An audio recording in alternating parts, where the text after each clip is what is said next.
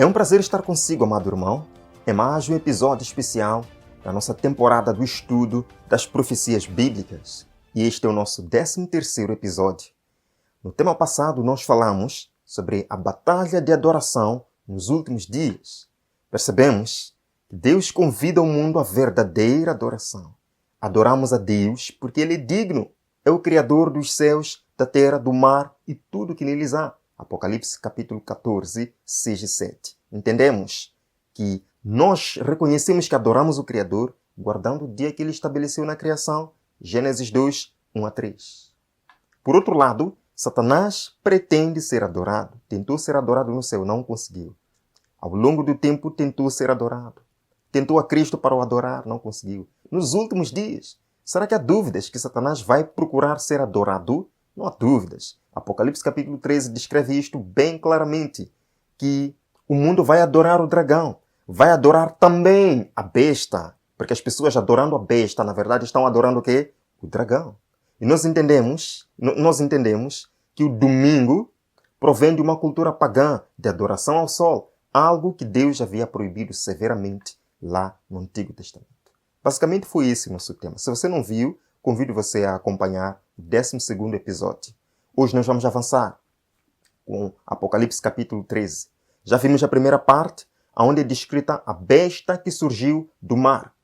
Agora, começando do verso número 11, a Bíblia descreve outra besta. E esta outra besta vem ajudar a primeira besta descrita no capítulo a recuperar a supremacia perdida. Sim, a recuperar a supremacia perdida. Vemos aqui, amados irmãos, a primeira besta descrita no Apocalipse 13, com pés como de urso, boca como de leão, já falamos disto. Mas a partir do verso 11 de Apocalipse 13, João descreve outra besta. Quais são as características desta outra besta que nos ajudam a compreender quem ela é, a quem ela representa? Vamos lá fazer uma pequena comparação aqui entre a primeira besta e a segunda besta do capítulo 13 de Apocalipse, para que possamos entender muito bem, que não haja dúvidas aqui. Quem é este poder descrito que vai ajudar Roma a recuperar a supremacia perdida nos últimos dias? Vemos aqui primeiro a besta do mar. Vi emergir do mar. Pegue bem, vi emergir do mar uma besta que tinha 10 chifres e 7 cabeças, sobre os chifres 10 diademas, sobre as cabeças nomes de blasfêmia. Então a característica da primeira besta, ela surge do mar. Já entendemos, de acordo com Apocalipse 17, verso número 15, que mar representam povos e nações. É um reino que surgiu do meio das nações da Europa. Representa o poder papal. Já falamos muito bem sobre isso. Mas, sobre a segunda besta, começando do verso número 11, é dito: vi ainda outra besta emergir da terra. Percebe? Enquanto a primeira besta emerge do mar, a segunda emerge da terra. Possuía 2 chifres, parecendo cordeiro, mas falava como dragão.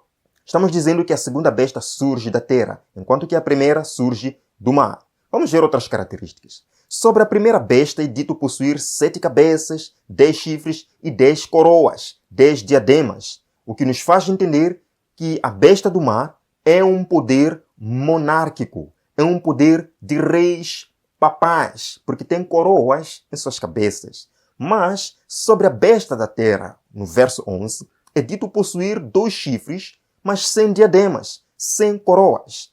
Significa que é uma nação, não é um reino, é uma nação, um poder democrático, não monárquico. Está claro isto? Então, a quem representa a besta que subiu da terra, que nos últimos dias vai ajudar Roma a recuperar a supremacia perdida no mundo? É interessante que o verso 11 vem a seguir o verso 10, mas é óbvio. Mas o que é que diz o verso 10 de Apocalipse capítulo 13? Escute muito bem aqui. Queremos entender o contexto do surgimento da besta da terra, para que possamos com clareza entender quem é esta nação, qual é esta nação. Vemos aqui, verso número 10, é dito: se alguém leva para cativeiro vai. Se alguém matar a espada, necessário é que seja morto a espada. Está falando de quem? Claramente, está falando da primeira besta, porque do verso número 1 ao verso 10 está falando da besta do mar. A Bíblia está dizendo que se alguém leva para cativeiro vai. Quem que levou muita gente ao cativeiro durante o período de supremacia? Roma. Levou muitos cristãos ao cativeiro, mas chegou o momento em que ela foi levada ao cativeiro. Quando Napoleão Bonaparte invadiu Roma, prendeu o Papa Pio VI, e é dito, se alguém matar a espada, necessário é que seja morto a espada. Está falando de Roma, que matou muita gente a espada, queimou, degolou muita gente. Mas chegou um momento em que ela mesma teve uma ferida mortal. Uma ferida mortal, queridos irmãos. Está isto claro? E logo no verso seguinte, a Bíblia diz, surgiu outra besta da terra. Então percebem que a besta da terra, no verso 11, surge no contexto da ferida mortal do poder papal. Está isto claro? Isto nos mostra que a besta da terra devia surgir na segunda metade do século XVIII, exatamente quando Roma estivesse para sofrer a ferida mortal. Esta besta da terra estaria o quê? Surgindo e se desenvolvendo no mundo. Amados irmãos, a história nos mostra claramente que por volta de 1776, as colônias na América tinham se unido e travaram a guerra revolucionária, separando-se da Europa. Sim. Por que nós nos dirigimos à América agora? Primeiro, porque a Bíblia nos diz, a profecia nos diz, que esta besta surge da terra. Terra é o oposto de mar. Se mar representam povos e nações, a terra representa uma região pouco habitada, uma região deserta.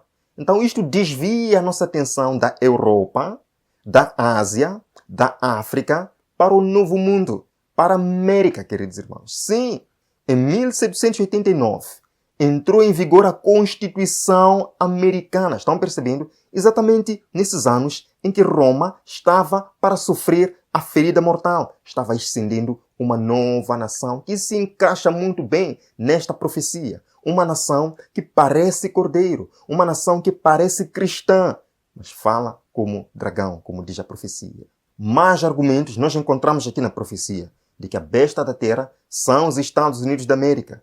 Apocalipse capítulo 12, verso 15, falando daquela mulher que foi perseguida pelo dragão, a Bíblia diz: então a serpente arrojou da sua boca, atrás da mulher, atrás da igreja, água como um rio, ou seja, muitas pessoas atrás da mulher, a fim de fazer com que a mulher fosse arrebatada pelo rio, a fim de fazer com que a igreja fosse destruída pelos povos. Claro?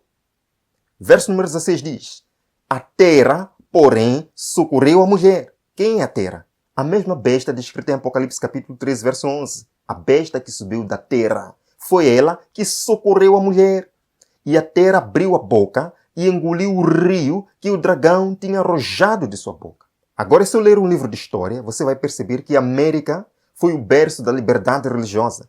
Muitos cristãos, fugindo da perseguição na Europa, foram para a América.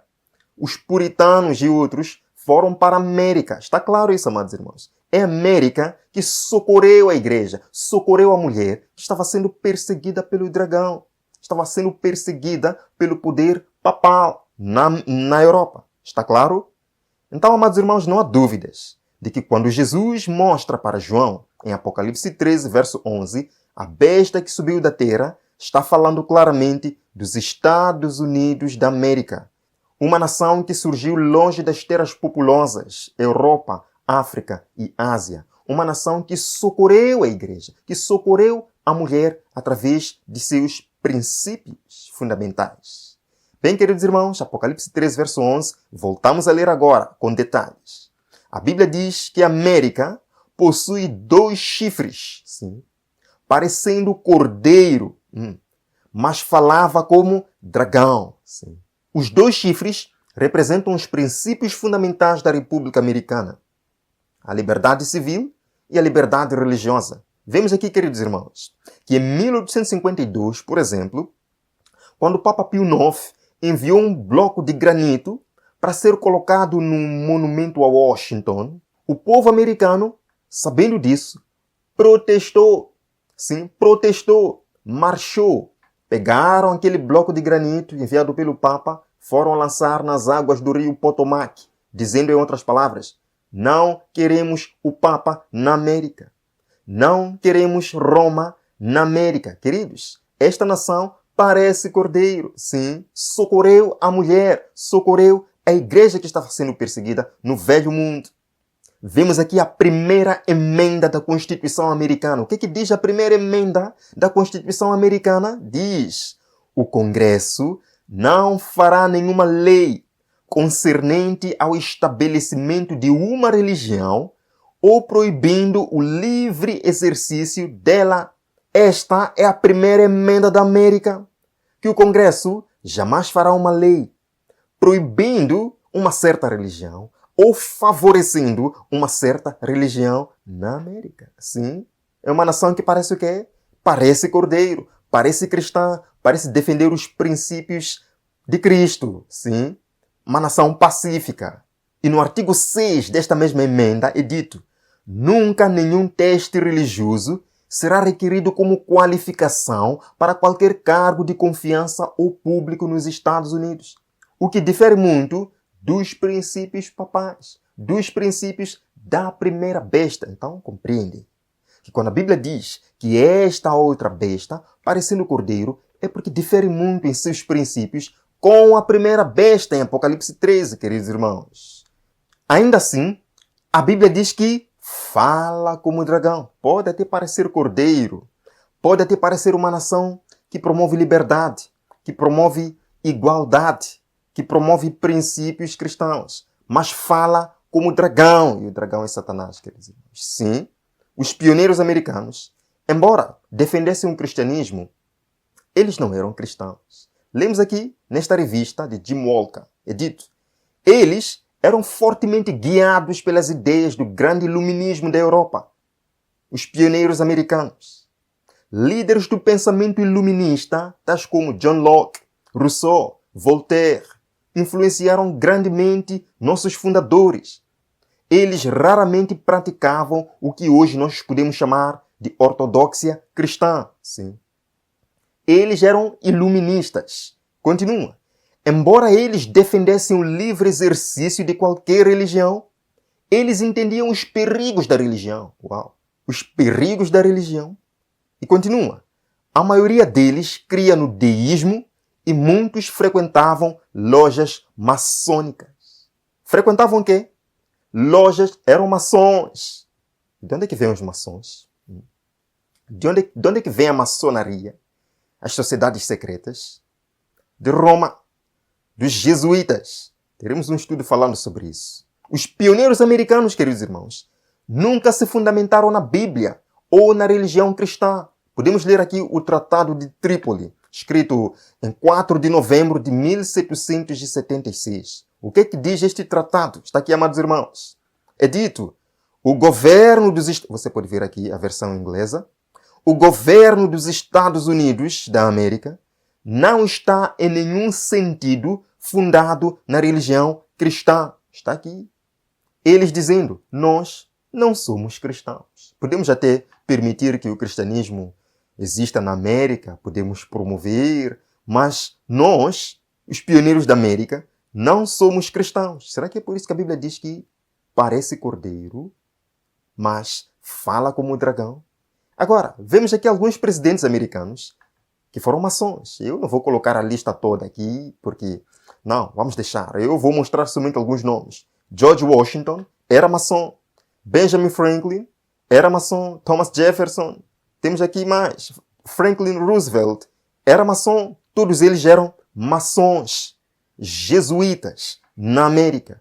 Agora, a maior parte desses homens pertencia ao clube dos homens sábios, a Irmandade Secreta, conhecida muito hoje como Illuminati, que é uma sociedade secreta terrível que existe na América. Mas os Illuminati foram fundados pelos jesuítas de Roma. Queridos irmãos, o monumento a Washington é uma representação do pênis, que é adorado na maçonaria como símbolo da fecundidade da natureza. A Estátua da Liberdade em Nova York, esta aqui, é uma homenagem à deusa da razão, a dama do iluminismo. O Illuminati está aqui envolvido. Esta nota de $1, encontramos aqui escrito In God we trust. Mas, se nós lermos os livros maçons, o que eu não aconselho muito, mas se você tiver curiosidade em ler, vai entender que o Deus escrito aqui, In God we trust, eles mesmos dizem que não é o Deus da Bíblia. E se não é o Deus da Bíblia, quem é? Será que é por isso que a Bíblia diz, parece cordeiro, parece uma nação de Cristo, mas fala como dragão? Lemos aqui uma passagem muito interessante neste livro aqui, na página 220, é dito: uma das mais significantes realizações de Franklin Roosevelt, que foi eleito 4 vezes presidente da América, e este homem, Henry Wallace, foi a revolucionária mudança no desenho da nota de $1. O que eles fizeram? O óleo que tudo vê, de Horus, o grande deus sol egípcio, e a pirâmide inacabada do iluminismo foram pela primeira vez impressos na nota de $1 a partir de 1933. O grande deus sol egípcio na nota de $1, escrevendo In God we trust. Não tem nada a ver com o Deus da Bíblia, meu querido irmão. É o deus sol egípcio. A inscrição em latim Novus Ordo Seclorum, ou Nova Ordem Secular, Nova Ordem Mundial, foi inscrita na nota de $1 diretamente sobre a pirâmide inacabada, coroada com o olho que tudo vê.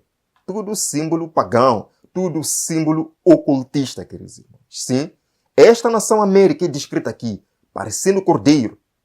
Pode defender princípios cristãos, mas fala como dragão. Queridos irmãos, um dia esta nação vai ajudar o poder católico romano, sim.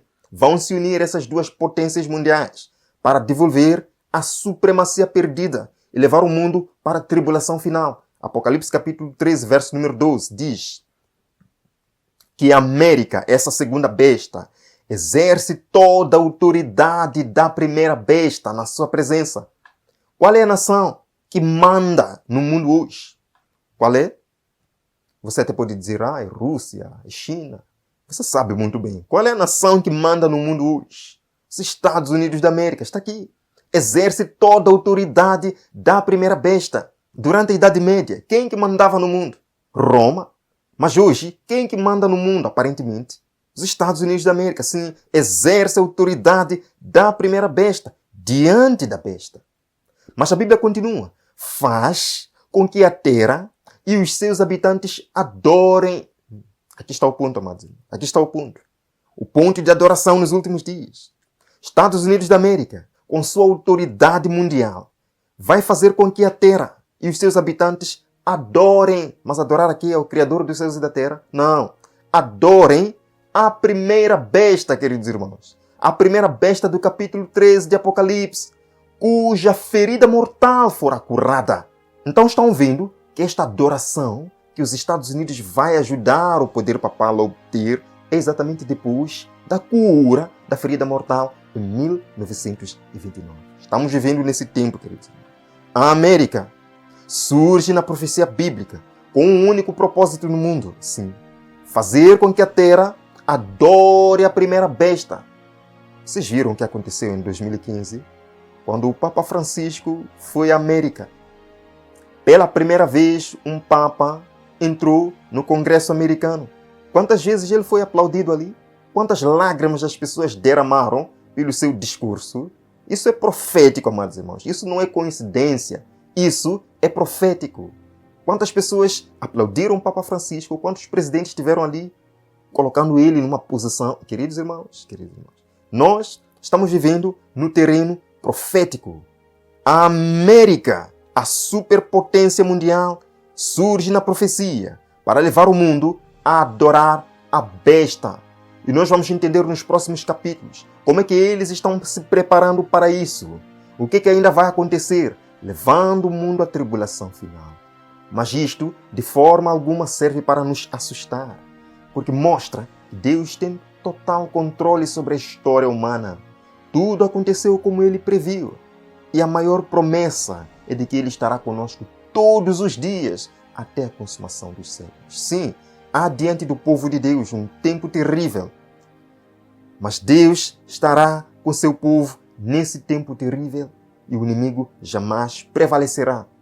contra o povo de Deus. Convido você a permanecer firme ao lado da verdade, permanecer firme ao lado do Senhor. Isso lhe dará vitória todos os dias e também no final.